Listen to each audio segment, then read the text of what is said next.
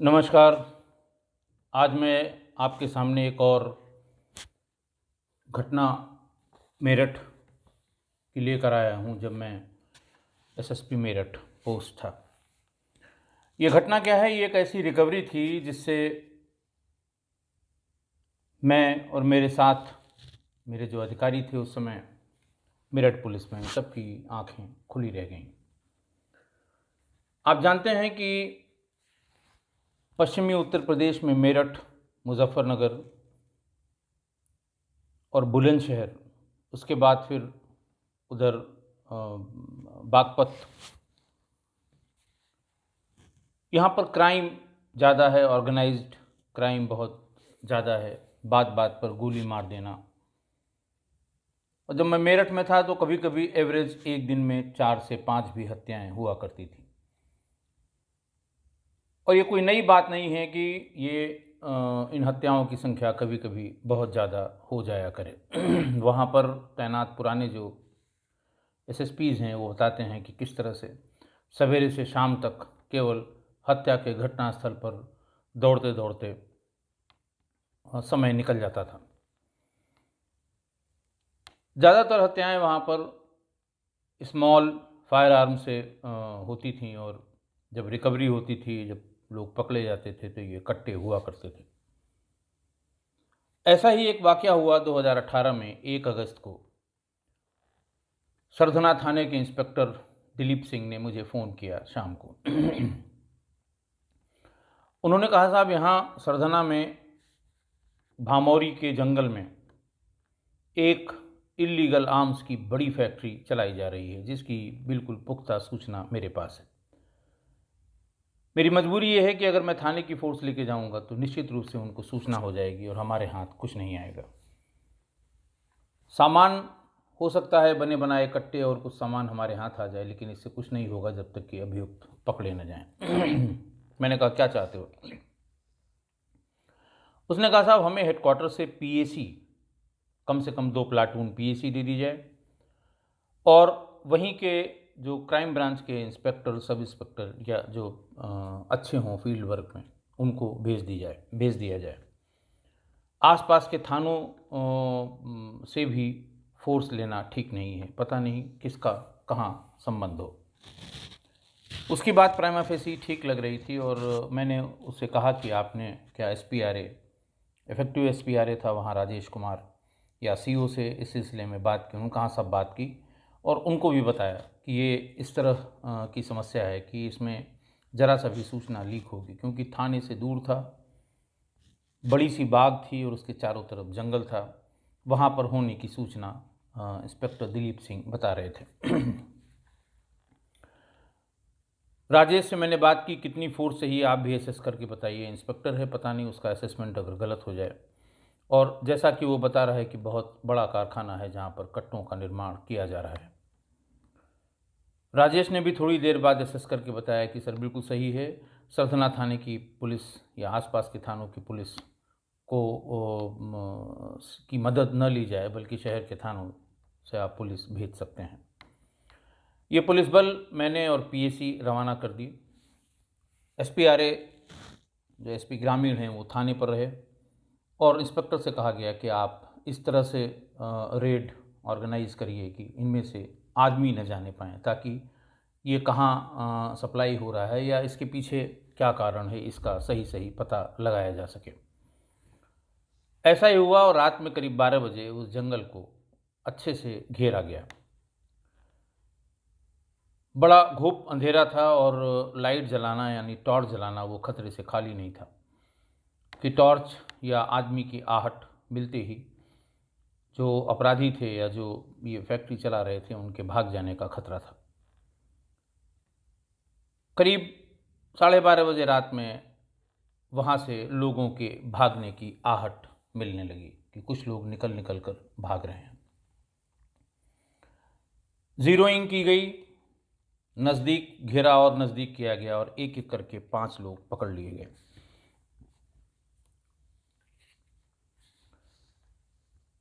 और उनसे पूछताछ की गई कितने लोग थे, तो उन्होंने 7 लोगों के बारे में बताया। 2 शायद या तो चुपचाप वहीं कहीं बैठ गए उस घुप अंधेरे में, या फिर कहीं निकल गए, क्योंकि उसके बाद पूरी सर्च होने के बाद, सब कुछ देखने के बाद, फिर टॉर्च की रोशनी में उनको ढूंढने की कोशिश की गई। सवेरे तक, जब तक सूरज की किरण नहीं आ गई, अच्छा उजाला नहीं हो गया, तब तक कोशिश की गई, लेकिन वो दो अपराधी नहीं मिले। वहाँ पर जब फोर्स ज़ीरो इन करके बीच में पहुंची, तो बाग के बीच में दो कमरे बने हुए थे। एक कमरा पंपिंग सेट में सिंचाई के लिए जो इस्तेमाल किए जाते हैं, जो मशीन या इंजन इस्तेमाल किया जाता है, उसका था। उसमें एक बल्ब भी भीतर लगा हुआ था। जैसे ही तलाशी के दरमियान बिजली आई, वो बल्ब भी जलने लगा। उससे सटा हुआ एक और कमरा था, जो संभवतः सिंचाई के सामानों का स्टोर रहा होगा। जैसे ही लाइट आई, सब लोग देखकर अचंभे में पड़ गए। उसमें drill machine, gas cylinder, gas cutter, barrel के लिए लोहे के अलग अलग लंबाई के जो नाल बनाने के लिए, बंदूक या रिवॉल्वर पिस्टल की नाल बनाने के लिए लंबे लंबे बैरल, फायर पिन लगाने वाले लोहे के गुल्ले, गुल्ला कहते हैं वहाँ पर। एग्जिटर लोहे का था, जो एग्जिट करता है कारतूस को फायर होने के बाद। ट्रिगर, हत्थे का पोर्शन जो कास्ट आयरन का था, वो बना बनाया उसमें था। उसके ऊपर लकड़ी फिट करने के लिए लकड़ी के उसी तरह के खांचे, जिसमें फाइन वर्क, यानी उसका जो उस पर उसको रफ करने के लिए, ताकि पकड़ हाथ की मजबूत हो, उसको करने के लिए खराद की एक मशीन, लकड़ी के खराद की अलग मशीन, लोहे के खराद की अलग मशीन, अलग अलग साइज़ के स्प्रिंग, और बहुत ढेर सारी ऐसे टेक्निकल चीज़ें हैं जो जो लोग पुलिस में हैं या जिनको थोड़ा बहुत भी आइडिया है, वो जानते होंगे। उनको, जैसे उसमें एग्जिटर थे, डब्बी छोटी वाली डिब्बे के एग्जीक्यूटर जो लोहे के होते हैं, स्टील की चूड़ी नुमा बड़ी नाल, लोहे की पत्ती जिसमें प्रत्येक की लंबाई 2 बालिश्त 8 अंगुल, 74 पीली धाग की प्रत्येक की लंबाई 1 बालिश्त। ये इनको काट काट के और अलग अलग जगह इस्तेमाल किया जाता था।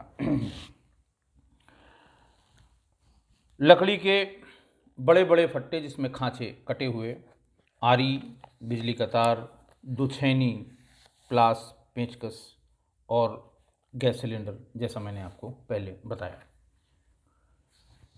उसके बाद इसको अलग अलग कैटेगरी में, यानी नाल अलग, ट्रिगर अलग, हत्थे का कास्ट आयरन अलग, और जो अलग अलग पार्ट हैं, इनको अलग अलग करने के लिए, क्योंकि उसकी फ़र्द बनाई जानी होती है कि क्या क्या चीज़ें मौके पर बरामद हुई। लगभग 400 बने हुए कट्टे, 400, मैं बार बार रिपीट कर रहा हूँ, 400।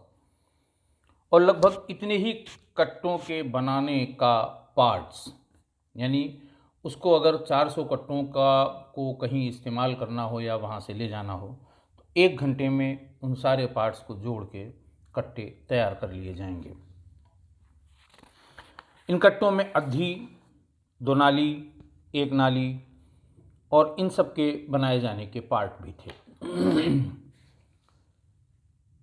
एक छोटी टाटा जो डीसीएम आती है, उसको वहाँ तक किसी तरह लाया गया कि ये सारा सामान, इनकी लिस्ट बना के, फ़र्ज़ बना के इन्हें थाने तक ले जाना है।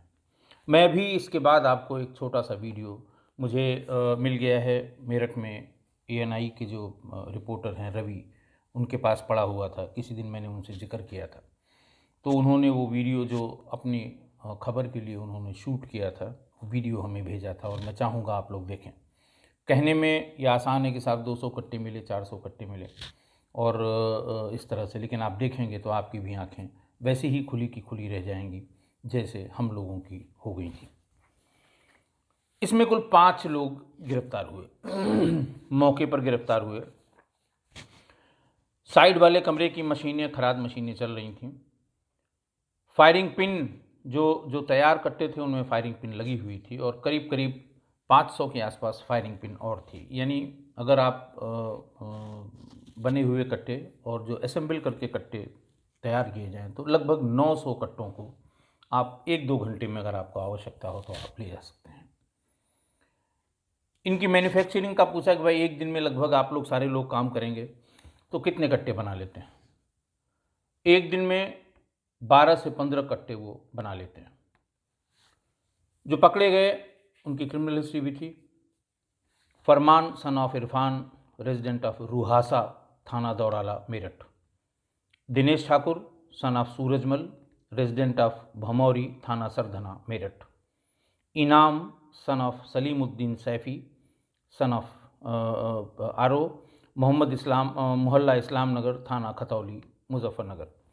Amit Giri son of Ramesh Chand Giri, resident of Bhamauri, थाना सरधना, मेरठ। एहसान सन ऑफ शौकीन सैफ़ी, रेजिडेंट ऑफ जोला, थाना Budhana, Muzaffarnagar. Naseem son of Rafiq, resident of जोला, थाना बुढ़ाना, मुजफ्फरनगर। उनसे डिटेल बातचीत हुई और जब इसकी प्रेस कॉन्फ्रेंस की गई थी 2 अगस्त 2018 को, तो इतनी बड़ी संख्या में बने हुए अधबने हथियार देखकर हमारे जो वहाँ पर लगभग सभी चैनल्स के और सभी समाचार पत्रों के पत्रकार मौजूद थे। पकड़े गए अपराधी या अभियुक्त से पूछताछ की परंपरा नहीं है प्रेस कॉन्फ्रेंस में, लेकिन कोई भी उनमें से अपने को रोक नहीं पाया और जो क्लिपिंग मैं आपको भेजूंगा उसमें भी लोग पूछ रहे हैं कि भाई ये कहाँ इतनी बड़ी संख्या में कहाँ खपत होती थी। हर एक के लिए कौतूहल का विषय था कि इतनी बड़ी मात्रा में, इतनी बड़ी संख्या में बनने वाले इन तमंचों का आखिर होता क्या है। पूछताछ में उन्होंने बताया कि साहब हम डिमांड पर ही सप्लाई करते हैं। डिमांड के बारे में पूछा गया। उन्होंने कहा सब जब कभी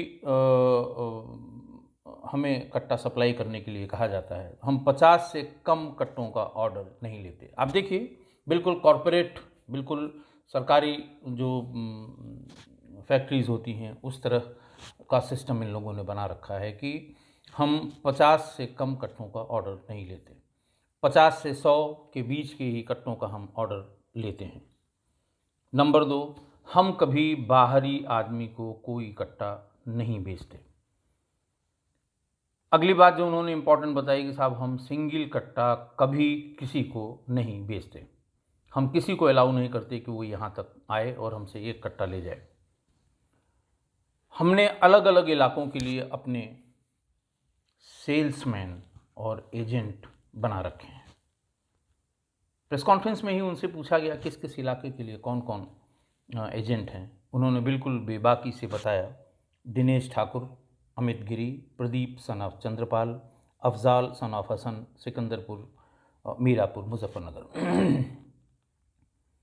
जिस किसी को लेना होता है वो इन्हीं लोगों से संपर्क करता है और हम इनको कट्टा बल्क में यानी ऑर्डर पर हम इन्हें सप्लाई करते हैं। कट्टों के दाम के बारे में पूछा गया कि आखिर ये कट्टा कितने में। उनका 5 से 10 हज़ार के बीच में हम कट्टे देते हैं। अगर डिमांड कम कट्टों की है तो दाम थोड़ा ज़्यादा लगेगा, डिमांड अगर ज़्यादा कट्टों की है तो दाम कम लगेगा। ये हुआ इतनी बड़ी संख्या में। बोले साहब चुनाव, किसी भी तरह का चुनाव हो, पंचायत चुनाव हो, विधानसभा का चुनाव हो, जिला पंचायत का चुनाव हो, ब्लॉक प्रमुख का चुनाव हो, राष्ट्रीय चुनाव लोकसभा का हो, चुनाव के समय इनकी अचानक डिमांड बढ़ जाती है और हम भी थोड़ा दाम बढ़ा के ही इनको बेचते हैं। ये पूछे जाने पर कि आपने करीब करीब 400 कट्टे बना के रखे हैं और इतने ही लगभग सारे पार्ट्स हैं, आप 1 घंटे में उसको असेंबल कर देंगे। इतनी बड़ी तैयारी, इतना बड़ा मैन्युफैक्चरिंग, आखिर क्या टारगेट रहा होगा या क्या आपको लगता है कि क्या ये सब जल्दी बिक जाएंगे। बोले साहब अगले साल यानी 2019 में चुनाव आने वाले हैं। हम बहुत दिनों से ये काम करते हैं, चुनाव जैसे ही नज़दीक आएगा अचानक इसकी सेल बढ़ जाएगी। और ये बात सही भी थी। 2019 में लोकसभा के चुनाव होने वाले थे। पश्चिमी उत्तर प्रदेश में शायद इसी वजह से आसानी से मिलने वाले कट्टों, तमंचों, इलीगल वेपन की वजह से ऑर्गेनाइज क्राइम, हत्याएं, लूट और इस तरह के जो क्राइम हैं जिसमें हथियार का इस्तेमाल होता है, वो हमेशा से हायर साइड में रहा है। और जब तक इसको पूरी तरह से नहीं तोड़ा जाएगा, ये शायद ऐसे ही बना रहेगा। इसके बाद मैं आपको वो वीडियो दिखाऊंगा जिस वीडियो में वो इतनी बड़ी संख्या में बने हुए अधबने पार्ट्स, उनकी मशीनें, ये सब उस दिन पुलिस लाइन में प्रेस के सामने दिखाई गई थी और जो प्रेस कॉन्फ्रेंस हुई थी। आप इसे देखें, उसके बाद अंदाज़ लगाएं। उसके बाद की बात मैं बाद में करूँगा।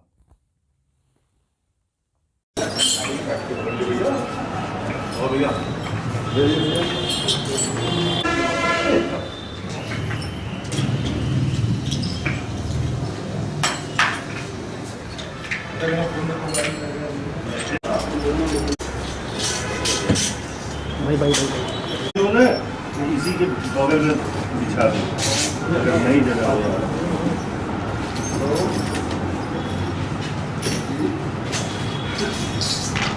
तैयार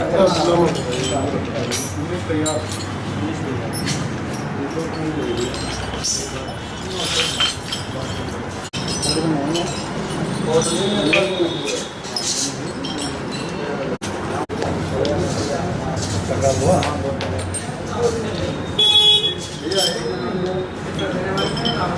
बने हो कितने जी बने हो मिले बनेगा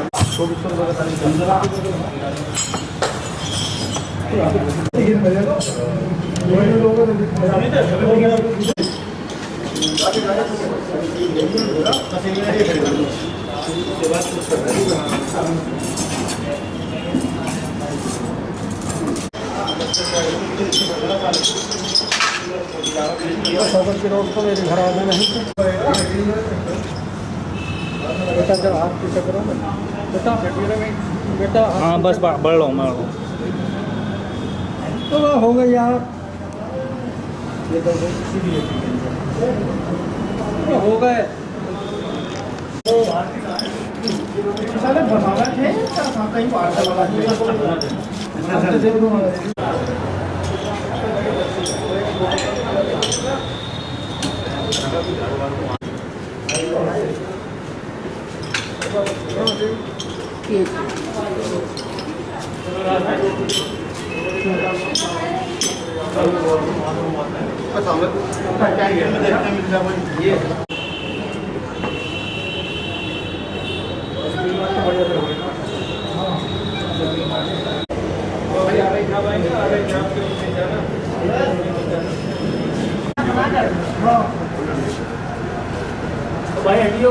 एक बीरू को दे दो। बीरू कहाँ गए? बीरू ले इतनी बड़ी फैक्ट्री कोई पकड़ी नहीं गई हो क्यों बताइए? नहीं पकड़ी गई। चलो भाई ये सब डबल डाल रही है, सिंगल नहीं देसी चीजें देखे मनु, तुम कह रहे थे कि हमने लिख दिया, लिखोगे आज। ये नली जो है ना बढ़ा देते हैं, इससे रेंज बढ़ जाती है। बैरल जितना लंबा हो जाता है, रेंज उतना बढ़िया हो जाता है।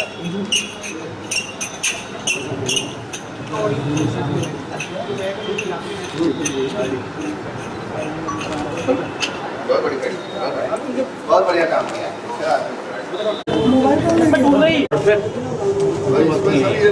इनका सिस्टम ये है, डबल इसमें कर लेते हैं। ये लंबी नाल करनी है तो ये कर लेते हैं, ये और लंबी नाल कर लेते हैं। इतनी बड़ी फैक्ट्री पहले कभी किसी ने दौड़ की नहीं, मेरठ में तो नहीं लोग लगा देते हैं, तो जाने जाते करते हैं।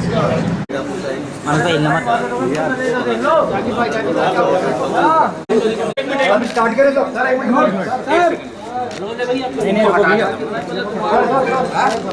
पीछे कर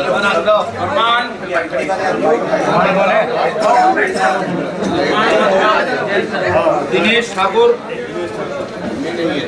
मेन है ये, ध्यान रखिएगा। दिनेश ठाकुर आगे बात एहसान और नसीम।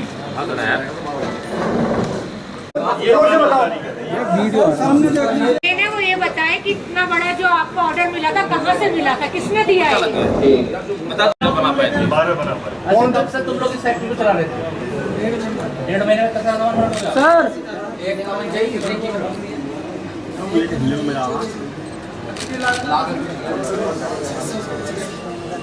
नाल का बड़ा रहता है सर। क्या कभी तुमने किसी अपने घर वाले को भी भेजा है? बस हो गया। हाउस आपने देख लिया कितनी बड़ी संख्या में किस किस तरह के हथियार इलीगल बाकायदे चलने वाली की फैक्ट्री में बनाए जा रहे थे और इसकी मार्केटिंग कैसे की जा रही थी। इसका जो इकोनॉमिक्स है, इसका जो मॉडल है, वो ऐसा नहीं है कि चोरी छिपे कहीं एक बनाया और बेच दिया। बाकायदे ऑर्डर पर बनाया जाना, एजेंट्स के थ्रू सेल किया जाना, डिमांड एजेंट के थ्रू ही लेना, लोगों को पता न लगे इसलिए सिंगल कट्टे पे कोई इंटरटेन नहीं करना, किसी को इंटरटेन नहीं करना। अब बात आती है कारतूसों की। बीच में आज से कोई 10 साल पहले एसटीएफ का जब एसटीएफ अपने चरम पर थी, हम लोग एसटीएफ में थे, गैंग्स जब पकड़े जाने लगे, इलीगल हथियार उनके पास बरामद होने लगे, तो उनसे बरामद होने वाले कारतूसों की जांच की गई। कारतूस सब सरकारी फैक्ट्रियों के बने हुए सरकारी सप्लाई के कारतूस थे। जांच का विषय हुआ कि आखिर ये कहाँ से आ जाते हैं। फिर इसके कई कारण, कई सोर्स इसके पता किए गए। पुलिस लाइंस में जो एनुअल फायरिंग होती है, उस फायरिंग में कुछ घपला करके, यानी जैसे 30-30 कारतूस या 25 कारतूस, कभी कभी किसी साल 10 कारतूस प्रैक्टिस राउंड उपलब्ध कराया जाता है। फील्ड में तैनात सिपाही या सब इंस्पेक्टर बात कर लेता है कि साहब अब इसको आप दिखा दीजिएगा कि मैंने फायर कर लिया, मेरे पास समय नहीं है। तो उसके कोटे पर जो 30 कारतूस प्रैक्टिस के लिए चलाए गए हैं, वो वास्तव में चले नहीं होते और वो इकट्ठा कर लिए जाते हैं और किसी के थ्रू वो बाहर मार्केट में आ जाते हैं। इसी प्रकार पैरामिलिट्री फोर्सेस के जहाँ जहाँ सेंटर्स हैं, वहाँ पर आर्मोरर्स के ज़रिए, यानी जो लोग हथियारों का रख रखाव सरकारी ऑर्गेनाइजेशन में करते हैं, आर्मोरर्स के ज़रिए 9 mm के बहुत ढेर सारे कारतूस बाहर आ जाया करते थे। नेचुरली पैसे का आदान प्रदान होता था और बाहर, और एक बड़ी लंबी जांच हुई और प्रदेश के कई पुलिस लाइंस में औचक निरीक्षण हुआ, फिजिकल निरीक्षण हुआ और ये पाया गया कि जो एंट्रीज रजिस्टर्स में जितने कारतूसों की गई है, उसमें और मौजूद कारतूसों में बड़ा भारी अंतर था। मुकदमे कायम हुए और मुर्रस को जेल भेजा गया। और हम लोग यही जानते रहे कि बिना अगर कारतूस की सप्लाई किसी तरह से हम कंट्रोल कर लें, आर्म्स एक्ट में जो अभी हाल में बदलाव हुए हैं वो भी इसी को देखते हुए हैं कि आपको अपने लाइसेंस पे पर ईयर जो भी 20-25 कारतूस दिए जाने हैं, आपको पिछले साल जो 25 दिए गए थे पहले उसका हिसाब आप देंगे, तब नए दिए जाएंगे। वो हिसाब किताब सब दुकान वाला अपने आप बना लेता है और अंत में कारतूस उसके पास जो वास्तव में इस्तेमाल नहीं हुए हैं उनको इस्तेमाल दिखाकर वो कारतूस धीरे धीरे मार्केट में चले जाते हैं। जब उस पर शिकंजा कसा गया, शिकंजा कसने के बाद भी जब इसमें बहुत ज़्यादा शुरू में तो बहुत कमी आ गई, अचानक इस तरह से इलीगल कट्टे और इनका एकदम चलन बंद हो गया। फायरिंग की घटनाएं भी जो बहुत बड़ी मात्रा में, बहुत बड़ी संख्या में थी, वो भी कम हो गई। इस कट्टे की फैक्ट्री के पकड़े जाने के बाद एक दिन, 5 या 6 दिन बाद, मुझे एग्जैक्ट डेट याद नहीं है, कि एक स्कूटी पर इलियास नाम का एक आदमी पकड़ा गया मेरठ में ही। और उसकी डिग्गी, एक चेकिंग लगी हुई थी, सामान्य चेकिंग में जब उसकी डिग्गी चेक की गई तो उसमें 500 कारतूस 315 बोर के मिले। ज़्यादातर कट्टे जो उस फैक्ट्री में मिले थे वो भी 315 बोर के, क्योंकि प्राइवेट असलहे का असलहा है ये, कोई भी ये प्रोहिबिटेड बोर नहीं है, नॉन प्रोहिबिटेड बोर है। राइफलें 315 बोर की लेने का बड़ा चलन है और अपने अपने कोटे की के कारतूस हर साल ले लेते हैं और संभवतः वहीं से ये बेचे जाते हैं जो इल्लीगल लोगों के हाथ में पहुंच जाते हैं।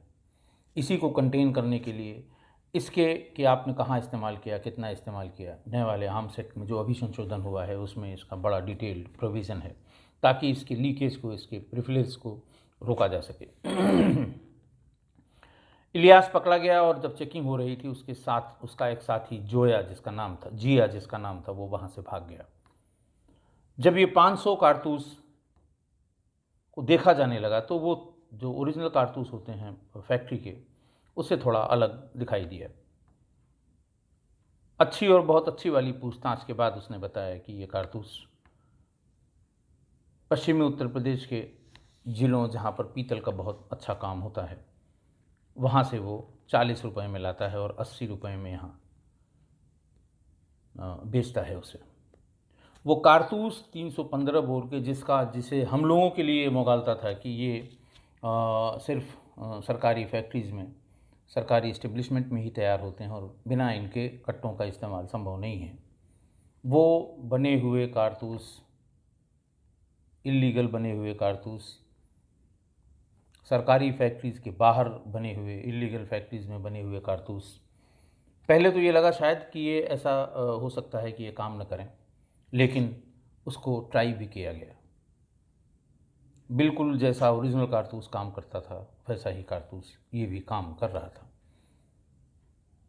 उसकी भी एक वीडियो मैं अभी आपको, बहुत छोटी सी वीडियो है, दिखाऊंगा, आप देखिए।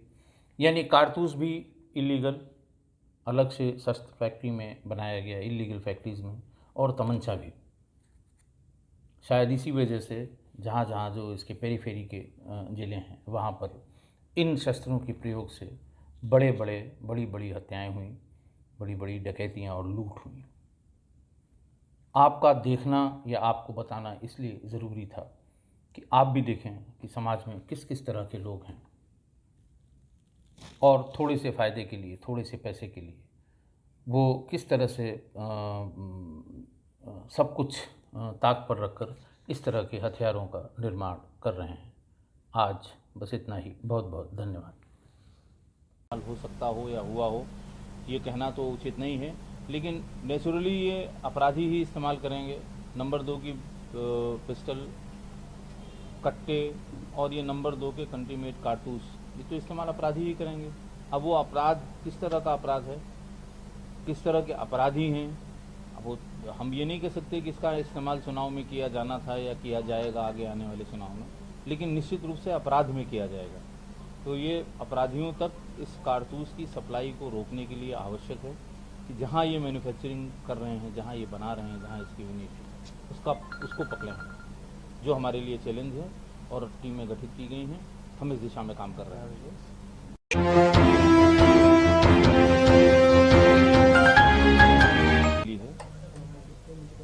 जैसा इसने बताया है कि ये पहले भी इसकी सप्लाई कर चुका है। अभी आपके सामने इसने बताया कि 2 जगहों पे बड़ी मात्रा में, एक गाज़ियाबाद में और दूसरे मुजफ्फरनगर में इसने बड़ी सप्लाई की है पिछले 2-3 महीनों में। इसका ये कहना है कि